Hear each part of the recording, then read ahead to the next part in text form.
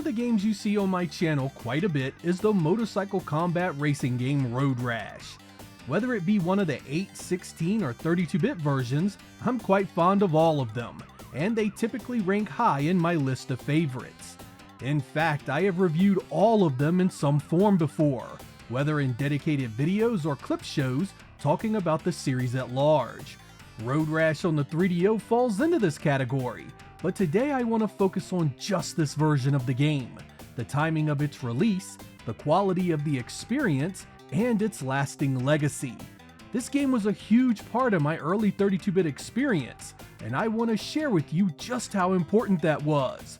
I hope you guys enjoy Road Rash for the 3DO.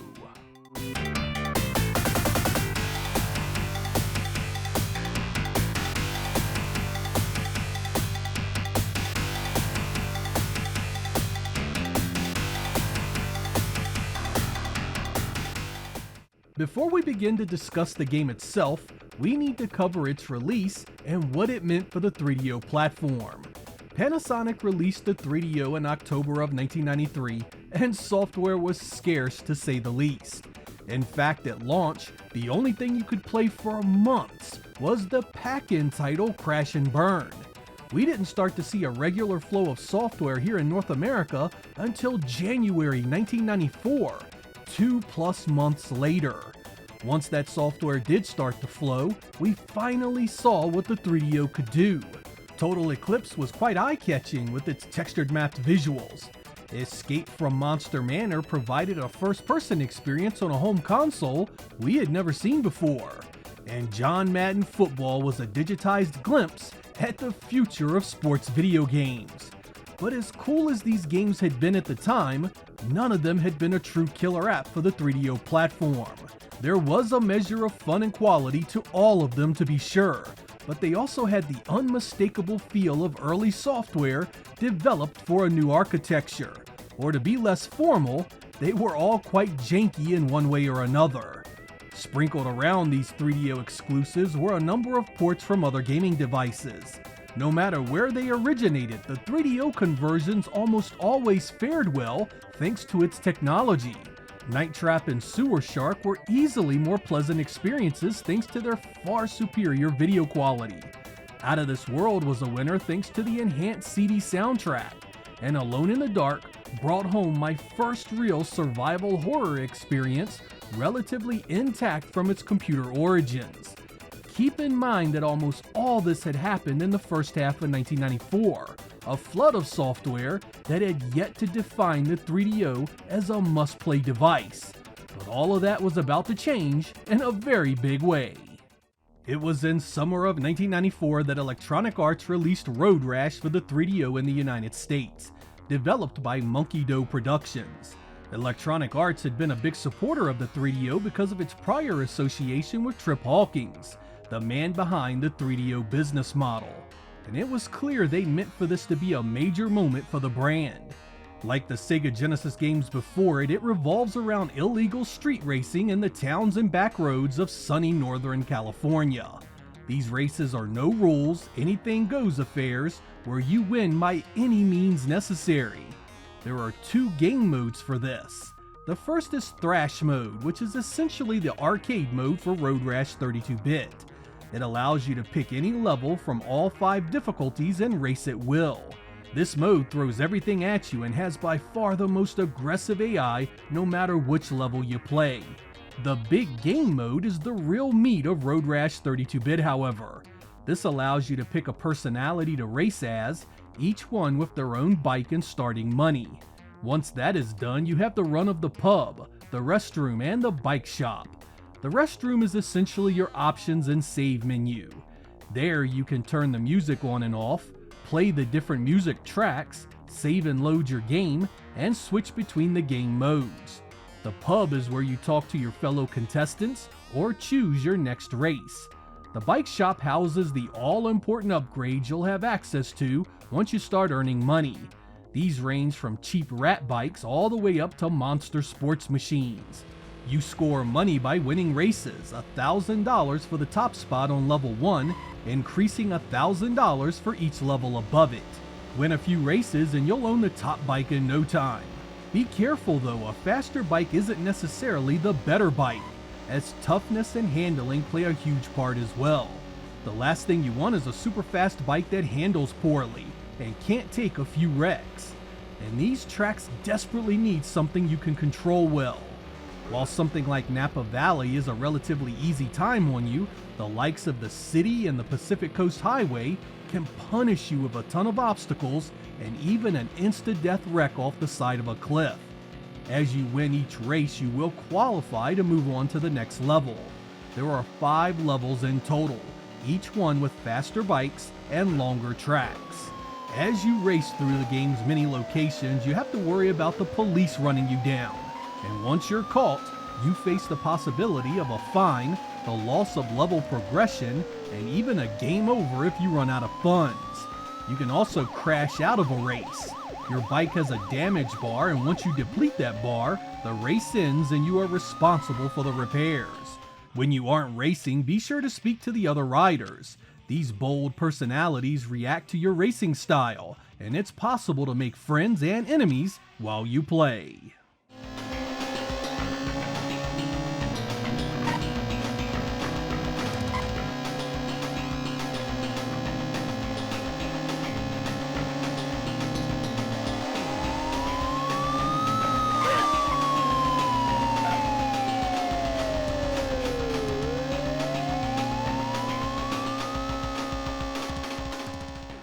In the summer of 1994, the visuals of Road Rash 32-bit weren't just incredible, they were a window into everything we were about to experience with the coming generation. While most gamers were excited about the coming release of Mortal Kombat 2 and Donkey Kong Country on 16-bit consoles, 3DO owners were playing this, a fully textured mapped polygon racer, the likes of which was nearly unheard of in console space at that point. To put that further into context, games like Ridge Racer and Daytona USA were still the top dogs in the arcade, and the 3DO was really the closest thing to those experiences at home. The digitized sprites fit in well with the textured environment, thanks to the excellent color capabilities of the 3DO, each one represented by the various team members that helped develop it. It's actually quite amazing how much they managed to stuff into the roadside detail. There are animals, people, trees, fire hydrants, construction zones, and many more things cast about everywhere. You'll see more of some things in the city environment, while others will only appear in the countryside. I was also impressed with the full motion video, an overall surreal art style that was used in the other areas. In the menus, you get exaggerated proportions and emotions that makes everything look like an acid trip. And the full motion video plays out the gang and illegal nature of the contest perfectly. The only area of the visuals that really had any issue at all was the overall performance, which was not exactly smooth, even by the standards of the day. In a busy scene with lots of on-screen detail, it could get quite framey, but it was never unplayable. In fact, it almost felt like you were on a barely controlled roller coaster ride, swinging left to right, trying to avoid the obstacles that would guarantee a crash. I can't stress enough how incredible this was to see and own at the time. It was months before the Saturn and PlayStation launched in Japan, over a year before the PlayStation appeared in North America or Europe. 16-bit was still king as far as sales, but when it came to this peak home experience, only the 3DO could give it to you.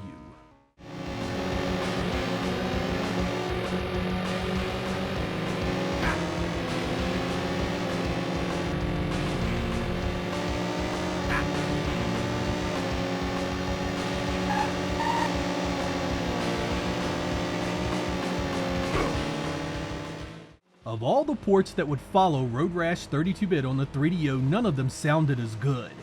The in-game music, the licensed soundtrack, the roar of the bike's engines, hell man, even the wimpy screams and grunts of the pedestrians sounded so much better on the 3DO.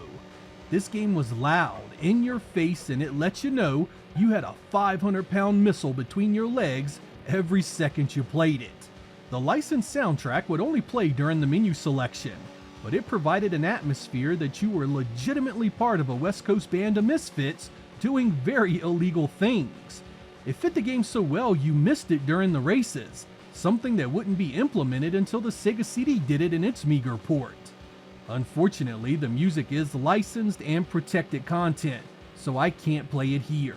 If you are interested, look up the likes of Soundgarden, Monster Magnet, and Paul to get an idea of what was available.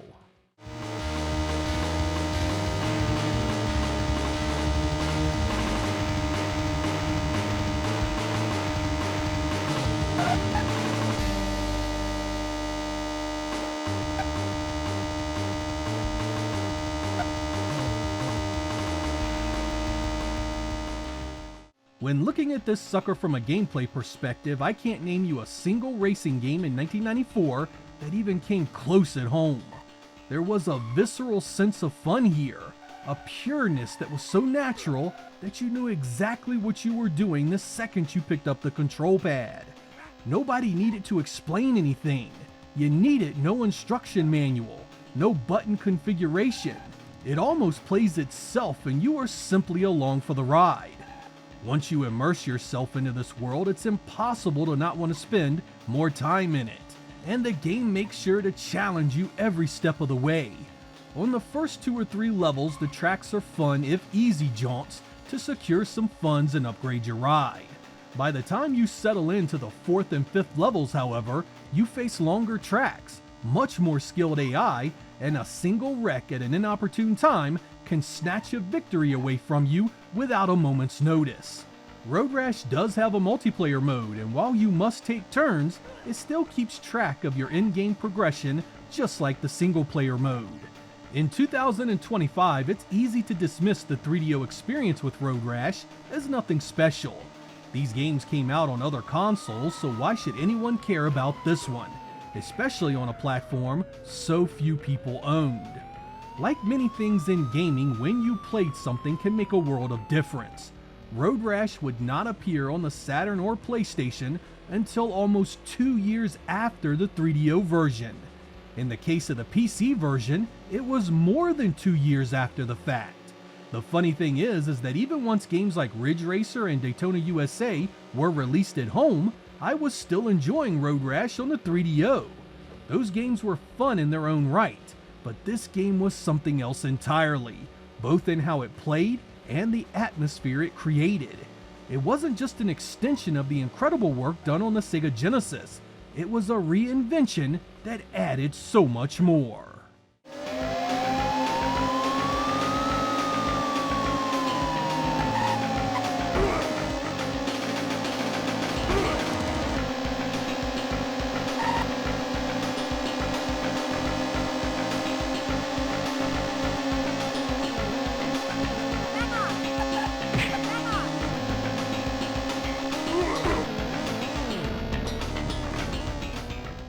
I hope you guys enjoyed this look at the 3DO version of Road Rash.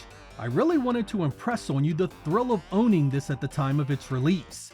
Before the Saturn, before the PlayStation, before the Nintendo 64. 3DO owners were basking in 32-bit goodness like this for an entire year, and even more once you consider the release dates for certain regions. As 1994 went on, we got Super Street Fighter II Turbo, Samurai Showdown, Need for Speed, Star Control 2, FIFA, Gex, and Starblade, games that would help make my 3DO a prized possession. By the time most of those had been released, the 3DO had undergone price drops and different pack-in bundles to increase its appeal, a far cry from the once $700 console everyone loves to criticize. From a personal standpoint, the addition of the 3DO was a hell of a boon to my 16-bit consoles, and it made 1994 one of my favorite years ever in gaming. Road Rash was a big part of that journey, and it was without question a killer app that I have zero regrets pursuing. The 3DO would go on to be so important to my gaming passions that I own nearly every model of it today. It's true that timing and the price put it out of reach of many people, and its software library was not huge by any metric, but I still found a lot to love about its roughly 250 games or so. I was a working young adult looking to experience the best home technology could give me, and this, my friends, was one unforgettable year. I'm Sega Lord X. Thank you guys for watching, and I will catch you next time.